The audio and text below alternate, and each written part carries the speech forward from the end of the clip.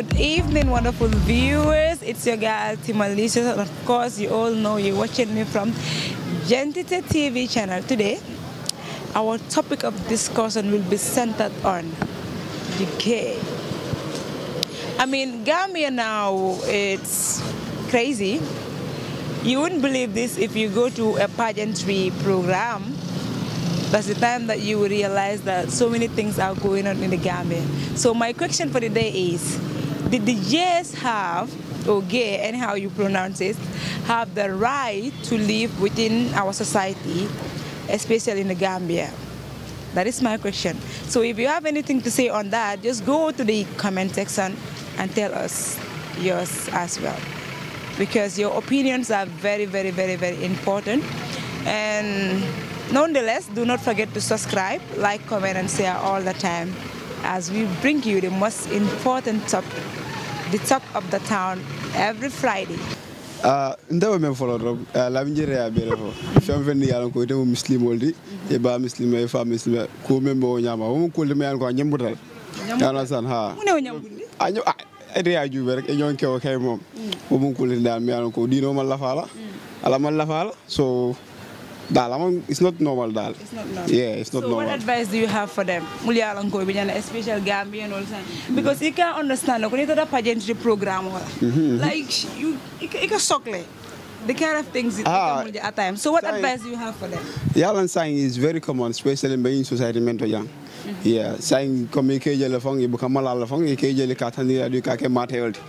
You understand? I do Gambian Banco to Melanco, come Muslim Bancolon.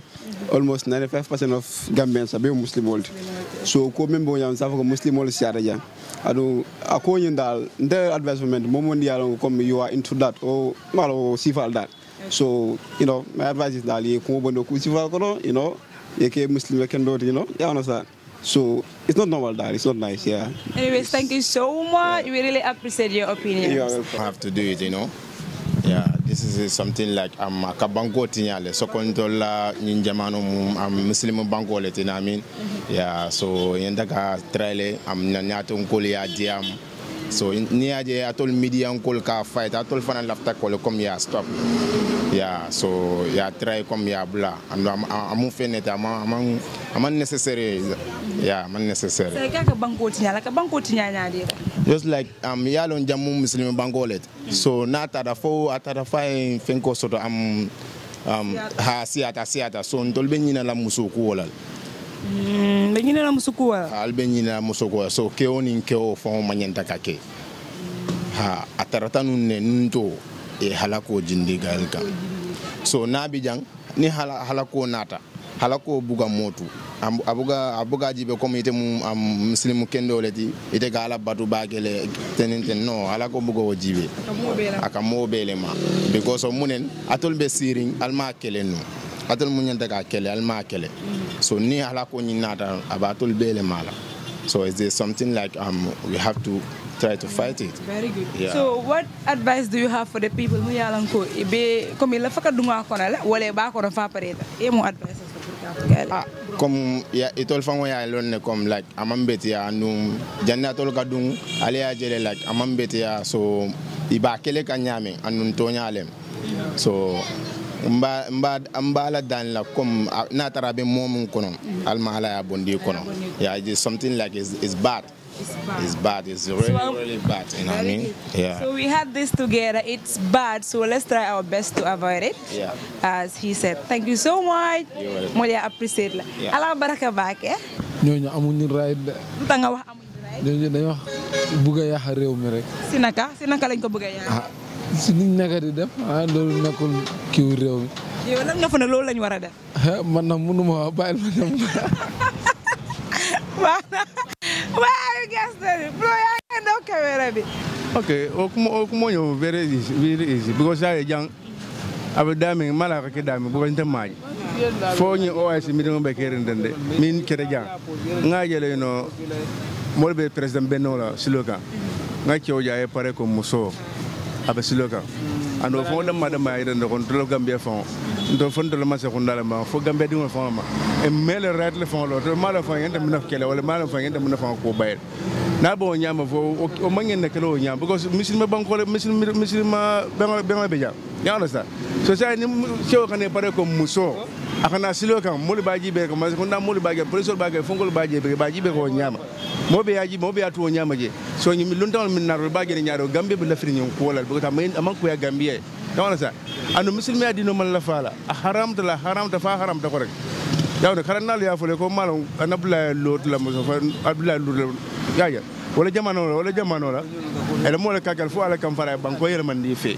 so de kulo mere ku haram rum balam mo mangi national society kon so banko fa nga society kon mo yage ko dati be jang okay luwas lal bebul ingende luwas lal kis la bake mi ala ko no fo be kono fo de kon because mo mangi ne ala wala kele so fon kon anele ko nyofa nga mangi ne kele yi ndo do mo no so mi fo no je baraka bake la ko mo nyata baraka na question o ni wala nga realize de modol bi jamul yalan ko e ke famma comme ke wolong bari wato dol ke famma ko musu maanya rek wala ke wonin ke dol ka intention so pour ka futu e de ma wala tar ñin de relationship ko wala hala man siya Gambia wala bari sa killing mo je no dula wala outside the Gambia ya understand wala Gambia bantala I don't know how to say it. Come outside the Gambia, right?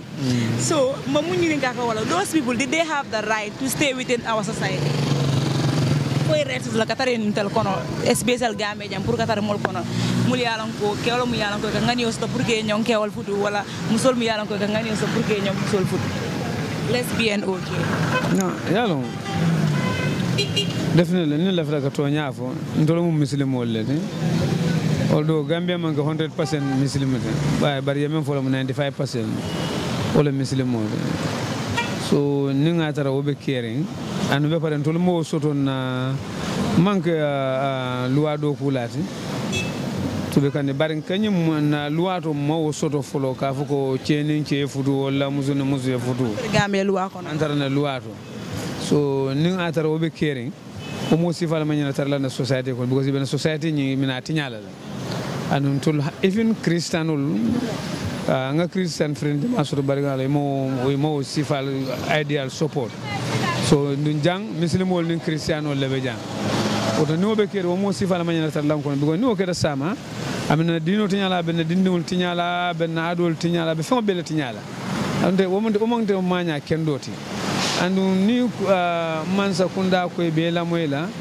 comme ko pour mendiata moli yow ke dorom wala mo dol beje because nga moy do ba fo kanko ye bilol men samba député bungol to nen député wol man sukunda be fo la ko de jamalla ko do man kumaya ila beteya wala kumaya ko do because ko do mo fennata katala kana so ni o ko do yaadi la ta kala ko ko do be continue ka dila ko do nyi baadi la period la de no period o nyim banta ni adila no ko do banta maka ko every yale me naibe ko do nyine o every so mol nyanda wolto mira la na hada madiya na woloro men be mbul weto mbulu wala kumma yara because ni o sama na society ko be society bi ba tinyala le anu ni atinya o mol na fa fen te lakira alamina men kele mari lebe ni misala muna ne baluta dunia sayte mu advices do comme nakata mo yanga ni so pour kake wala amantare mo la luwa ko do nyaawo yene fo nakata yanati on a debate side pour ay na wala kana na te mu advice do non de me advice la debate ol kana hani ko ni kana entertain fan hay kana entertain mu melege bigo ni entertain ibe encourage no lale bur ya fay akana ka kuma de men nyanta discourse la wondolo muslimol nin christian wol lati wala be banku nga ando o nyin dina fulonta man dina jejam me nyin ku nyin support no akana discourse mu me anyways baraka baage thank you so much baraka anyways ñoko degandor people opinion from different end yiti wax nañ li bari nak honestly so we are going to clarify something we are not saying this is happening in the Gambia wala dafa bokk ci suñ loi bi understand get but we are saying that munna am mu ngi am tamit wala let's say 1 or 2 people or 3 people or few people are practicing it secretly you understand so luñ don try pour confirm rek those people did they have the right wala su dee mu ngi happen ci Gambia did those people have the right to stay within our society because I believe Gambia, we have Christians and Muslim, that is Islamically. But if you come to look at it, apart from that tamit, those people, did they have the right, I said right, to practice it, because they are also human beings, you understand? So that is what we were asking the people. People have said what they wanted to. So if you think you also have anything to add on that, you can just go to the comment section and write your own. Tell us whether they have the right to stay within our society, especially in the Gambia.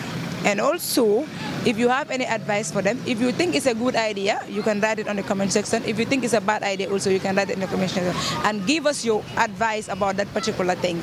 So this is all that we have for you today. Do not forget to subscribe, like, comment, and share all the time. And a very big thanks to my cameraman, Ibrahima Jallo. And also another big thanks to Mr. President Chuku and the director himself, the CEO himself, Mr. Chair. Thank you so very much. Till we meet again.